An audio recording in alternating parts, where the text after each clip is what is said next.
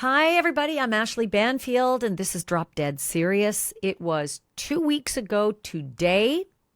The LAPD was called out to a tow yard because of the stench that was coming from the trunk of an impounded Tesla. And I know by now you know what it is they found there. The badly decomposed body of a 14-year-old girl who likely, and this kills me, who likely spent her 15th birthday, the day before she was found, rotting in that trunk. The Tesla belonged to an up-and-coming young R&B singer who was away on a world tour at the time that this young girl was found dead in his trunk. But he's not away anymore. David, as he's known, D4VD is how he spells it. David is how he pronounces it. David has gone off the grid. He has gone radio silent as disturbing connections to that young teenage girl just keep piling up.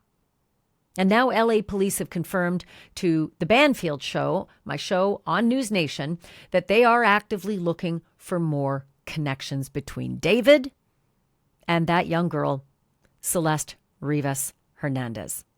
AKA, they're looking for evidence, folks. A statement that they sent to my Banfield show on NewsNation begins by confirming the search that we told you about last week. This is what they say, quote, on September 17th, 2025, detectives from the Robbery Homicide Division served a search warrant on the 1300 block of Doheny Place in connection with the death of Celeste Rivas Hernandez. And it goes on to say, several items of evidence were recovered and will be analyzed by detectives in the coming days. This is an ongoing investigation. Investigators are following up on several leads. End quote. Well, it doesn't get more cut and dry than that, right? They're not saying anything else. These robbery homicide detectives are so tight-lipped. Not just to me. They're tight-lipped to TMZ. They're tight-lipped to investigators. They're tight-lipped to anybody who covers true crime. They aren't saying boo about this one. For instance, let me give you an example. I was talking to my NewsNation team today when we were producing my show for tonight. And somebody said, you know, I'm confused about how Celeste was found in the front trunk of the Tesla. The way they reported it was that, or the way they confirmed it was that a head and a torso was found.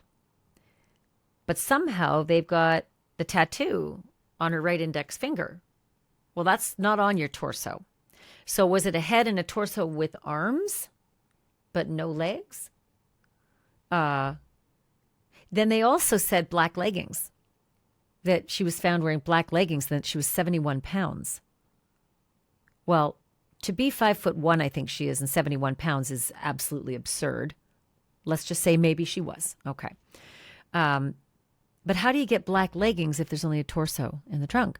So some of the speculation online has been, well, did she atrophy so much when she was decomposing that they didn't know that there were legs? I have a hard time believing that. But let me just say, they're not confirming anything more. I mean, I read you the statement they gave my show, right? It was pretty basic. I still want to know details. I want to know, how was she found? What could you assess from the decomposition?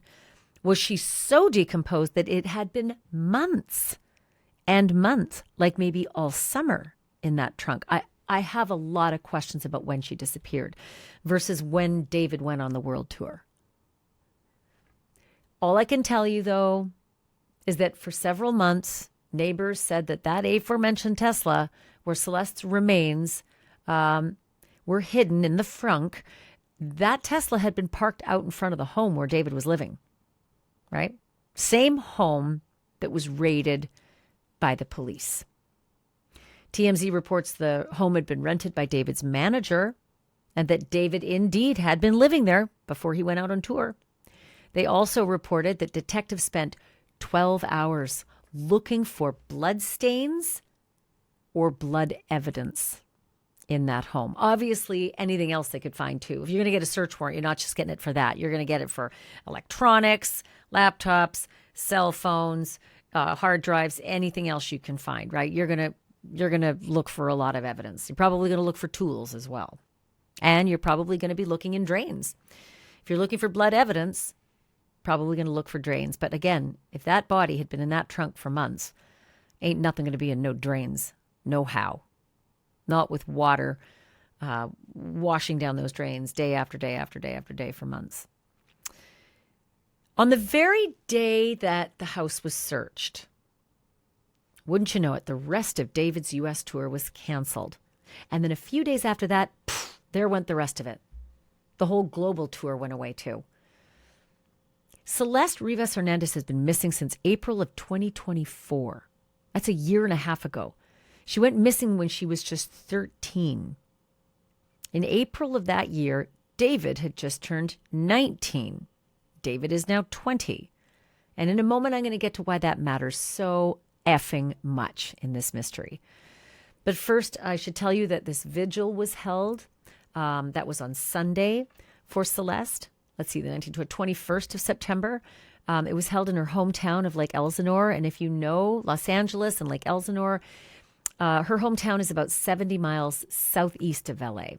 It's a long way, right? 70 miles when you're 13 years old. Not easy to just go 70 miles away from home. You either have to get a ride or you have to have a lot of money for an Uber. I don't know if there's a lot of mass transit that go in between Lake Elsinore and LA, but at 13, that's not an easy trip to make unless someone's picking you up. Somebody who's got a driver's license and can make their way around.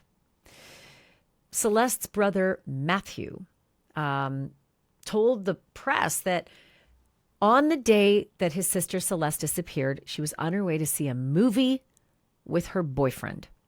And that boyfriend's name was, say it with me, David. So mom has said it. Before she disappeared, she was seeing a guy named David. Brother said day she disappeared, she was on her way to a movie with a guy named David. And before I go on, you should know there is no definitive proof that the David that Celeste was dating is David, the R&B singer D4VD.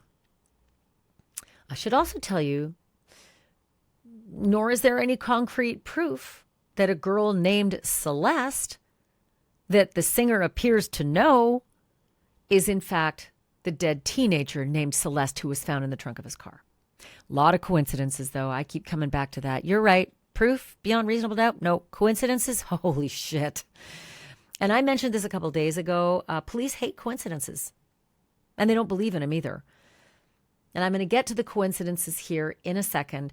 But all summer long, I was up in Canada, which meant really late nights out on the dock and family time. And I was way off my routine, right? Because I had a lot of days off. But now that I'm back home and I'm diving headfirst into my NewsNation show and my Drop Dead Serious podcast, I'm super busy. And I really need my sleep in order to be solid, you know? That's why I swear by Dream from Beam. It is an all-natural, delicious nighttime drink. You can make it iced if it's cool out. You can make it warm and have it cozy when the temperatures go lower. And I'll tell you what, it's been my nightly reset. I love it because it really works. 97% of people say Dream helps them build a healthy nighttime routine. 90% have less tossing and turning. And 80% say they sleep deeper. And I'm one of them. So is my husband. He likes the cinnamon. I like the caramel.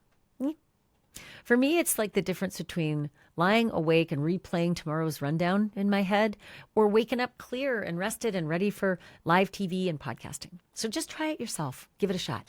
Head to shopbeam.com/dropdeadserious and I will give you a code, dropdeadserious, and get up to 35% off your first month. And then 20% off every month after that. Free shipping. And guess what?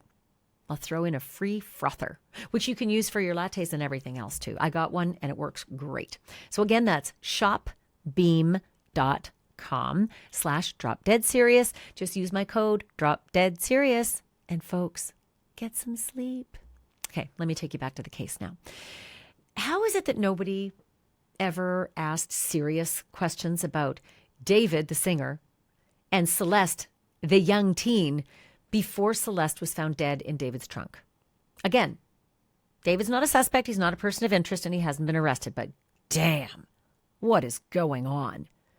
We know there are connections between these two. For instance, we now know that these coincidences were on full view as far back as October of 2022. And if you do the math, careful, you might vomit. Celeste Rivas Hernandez was just 12 years old.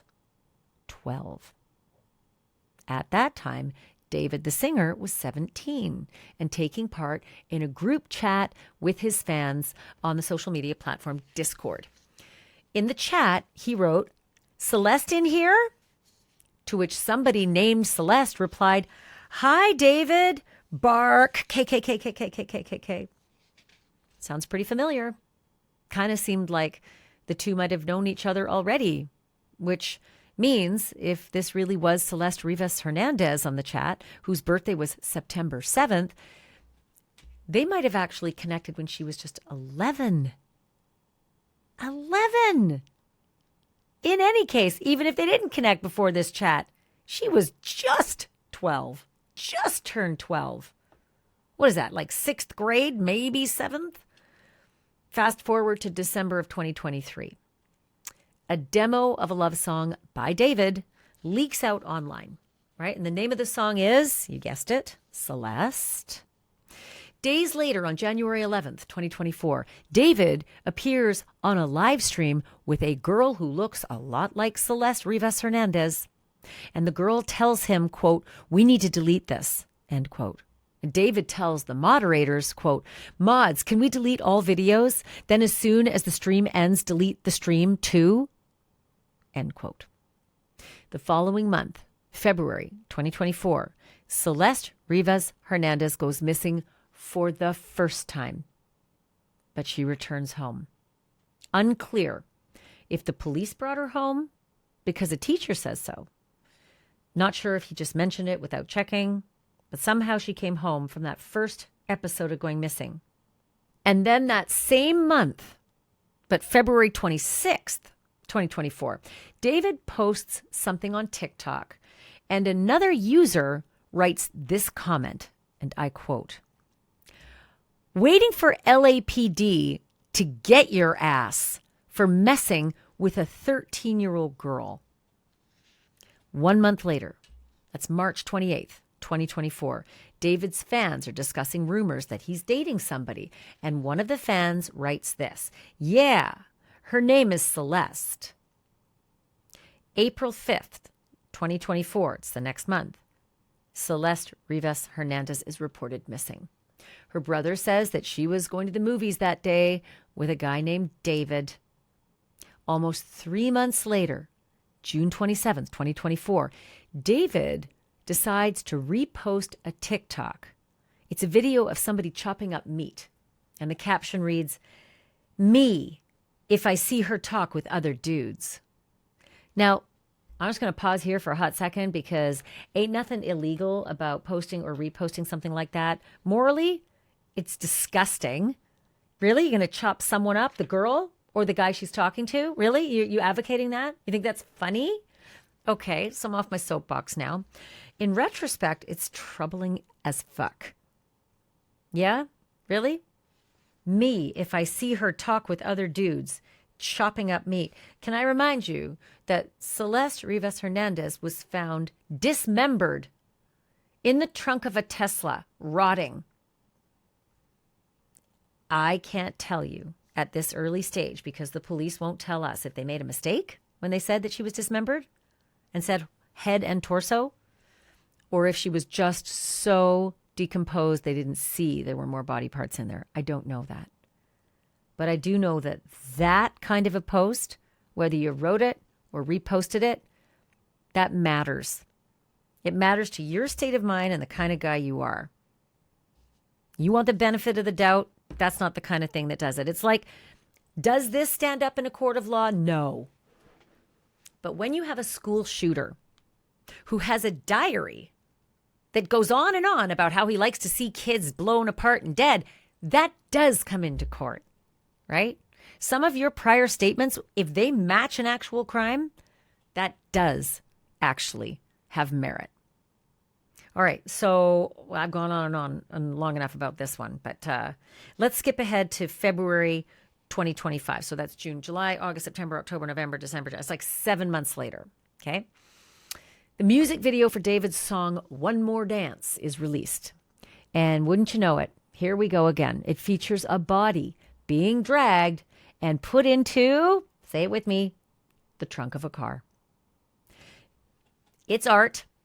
David and his team will say it's art. But is it life imitating art later on? I can say this. David in that video plays both the killer and the victim. So, okay. He's also said he loves gore. So it's art. But 1 month later, March of 2025, David releases his Withered album. And 5 months later, August 5th, 2025, he starts his world tour. And 1 month after that, September 3rd, 2025, neighbors in the Hollywood Hills area near where he lives and where he's been staying notice the singer's Tesla abandoned on the street. And they don't think it smells good. They think it maybe could be animals, but it smells bad. And they call the cops. And 3 days later, September 6th, the cops arrive and they towed that car to an impound lot. Got it hooked up, sent it off to an impound lot. The next day, September 7th, that is Celeste's 15th birthday. So, yeah, forgive me if I jump to the conclusion that that little girl didn't get to her 15th birthday, because that car had been several days in that location in the Hollywood Hills, and neighbors had said there was a smell. They thought it was dead animals, but it had been there long enough, right? Abandoned. Call the cops. Get it out of here. So, yeah, I don't think Celeste made it to her 15th birthday. I think she was rotting and decomposing and atrophying down to nothing on her 15th birthday. And one day after her 15th birthday, on September 8th, workers at the impound lot, and they're used to a lot, right? They're used to a lot. The smell from that Tesla got so bad, they had to call the police. The stench was terrible. Ever since it had been towed there, it was bad, but it was getting worse. And they had a hunch. So police arrived, they opened the trunk, and they discovered the badly decomposed remains of Celeste Rivas Hernandez. She is wrapped in plastic. Why? Why was Celeste wrapped in plastic? Did whoever put her there think, well, let's not ruin the frunk of this Tesla with the Texas plates in the Hollywood Hills? It's why it stood out. It's why people noticed it. It's why people were able to say, I've seen that car at the house where David stays, right? And the police discovered that this Celeste in the trunk has the same tattoo on her right index finger as the singer David does. And it reads, shh, right along there. Shh. It's very clever. Yes, other people have it. Yes, it's a popular tattoo. But hey, David and Celeste both have these tattoos. And she's 13 or 14. Most of the time she knows him. So what are the odds of her having that earlier than she meets David? Much of what we've known about this case for 2 weeks now, and many of the facts that I just gave you in that timeline, were first reported by TMZ, who have been digging in on this story and breaking news every single day, and breaking information to the robbery homicide unit too. And earlier I caught up with the executive producer of TMZ, Charles Latibaudiere. Here's our conversation about the case. I'm always curious when it comes to a vigil for someone who is a victim of a violent end. And for all we know, I don't know how Celeste died, but she was certainly treated horrendously in death. I always wonder if the killers show up at the vigils. Did you see or do you know of any evidence of police who were at that vigil, or maybe even undercover officers just watching to see who showed up? There were police officers there, but as far as a presence that made you think they were watching, there wasn't anything obvious that I saw in the video. But they could have been there, and we know that that is an MO, that's not just something you see in movies and stuff. Like, it really does happen. So Scott Peterson. Yeah, exactly. So you know, the police detectives, I'm sure, I would think, are aware of that, and that maybe they did have people there. I mean, that's a really good point, Ashleigh, and maybe they did. But again, there's been not only no arrest, there's no named person of interest, and no named suspect, which doesn't mean the police don't have a suspect. Right. This means they're Close not to the vest. Yeah, they're just not willing to share it with us yet. I'm looking at other things, and so are people online, and I know TMZ is as well. His posts are really starting to stand out. Like, he reposted someone who was cutting up meat and said, quote, "Me if I see her talk with other dudes." Now, he didn't write that, but he reposted it from someone else, and it clearly shows he would either cut up the person the girl was talking to, or he'd cut up the girl. That was sent before, obviously, Celeste was found murdered. But then there's another one of him washing his sneakers that she'd been photographed in. These are all, again, by themselves, not much. Together, they're forming a picture. Yeah, we're talking today about the lyrics, and we've talked about romantic homicide, and those images that you're just talking about, all sort of paint an image of an artist, right? Like, clearly, the best case scenario, you could look at that and say, this is just an image, a very macabre image he wanted to have out there for himself as an artist. But in light of what has happened now, it's impossible to not look at those things through a different lens. Now, that's maybe unfair to him as far as legally speaking, because, again, he's not a suspect. But when his car, at the very least, we can say his car is connected to this crime. And now you start looking at all these things. It's hard not to look at it and go, what's going on there? It's uncomfortable. I mean, not only very that, uncomfortable. Charles, he is apparently, he'd been selling these blood-spattered T-shirts. Blood-splattered shirts, yeah. Yeah, a casket on the stage, part of the act. Then there's music video with a body being put into a trunk. Again, none of it would stand up in a court of law, but looking at all of these things together, it does give you a picture of somebody whose mind works a little differently. It definitely works a little differently, but on the other hand, you would say, I'm sure his attorney would say to you, that's his art, right? And you can't prosecute someone or arrest someone based on their art. It's true. He hasn't been accused of anything. He hasn't been named as a person of interest in this particular case. It just happens to be that it's his car where the body was found, and it's his home that they raided, and that tells us a lot. Like, even when Diddy was in limbo, we talked about the fact that they'd raided 2 of Diddy's homes. I think an arrest might be imminent, and what do you know? I do want to ask you, though, about the sales of his records and the streams. None of this has affected him in a bad way. No, I mean, as far as his music career goes, it sounds really weird and macabre to say, but it's helped.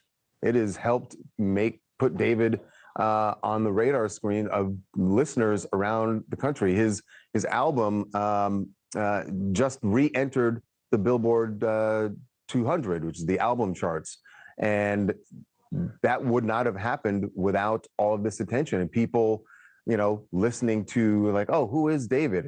And actually, we do a lot of talkbacks with our affiliates around the country here.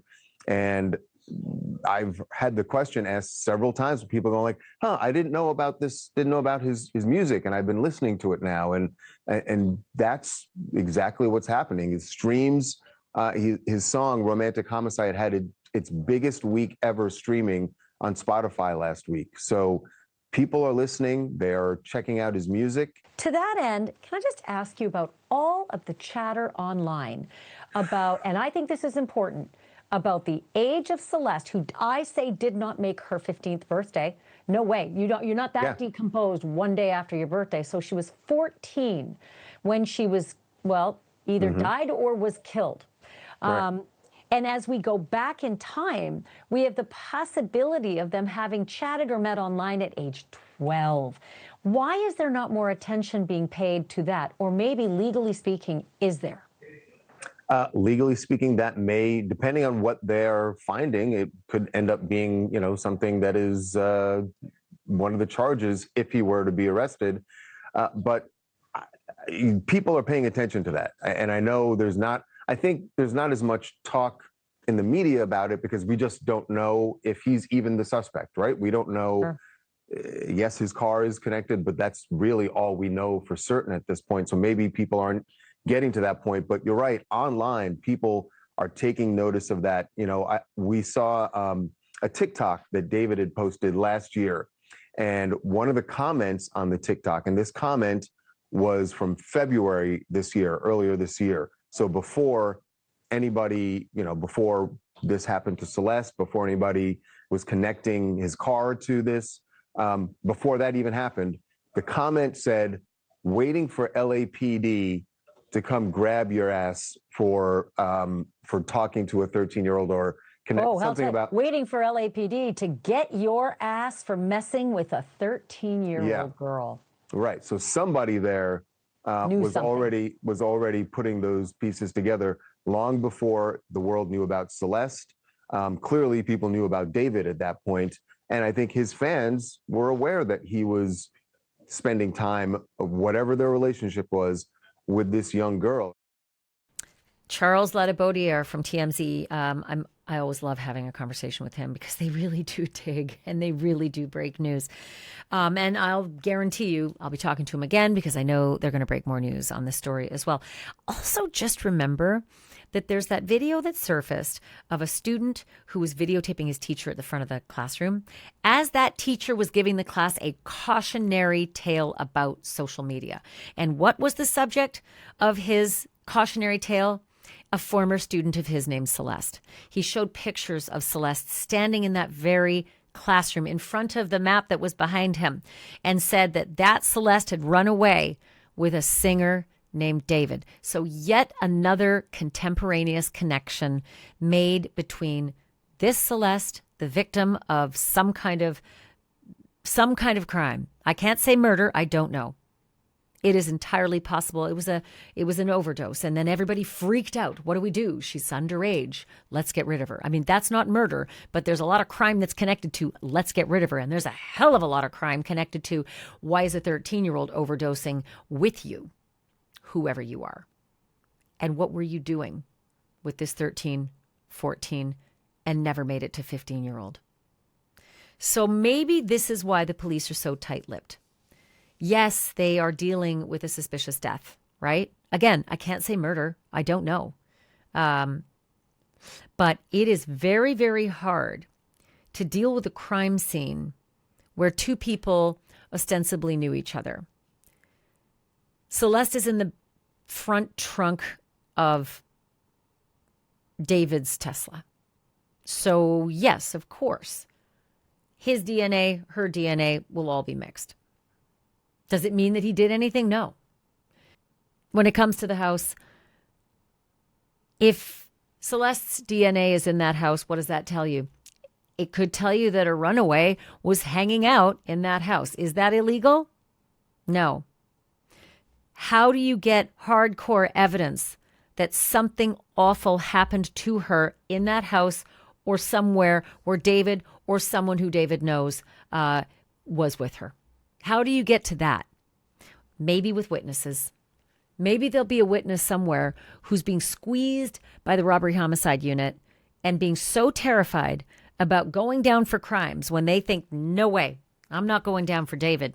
I'll tell you everything you want to know. And if that could be corroborated by hard evidence or other witnesses, then maybe you're getting somewhere. But right now, I can see what they're up against. Who knows what the digital trail will tell them? That could be a trove. If David or anybody else around him is texting back and forth saying, what the hell are we going to do with this body? What do I do now? Oh shit, Celeste died. What do we do?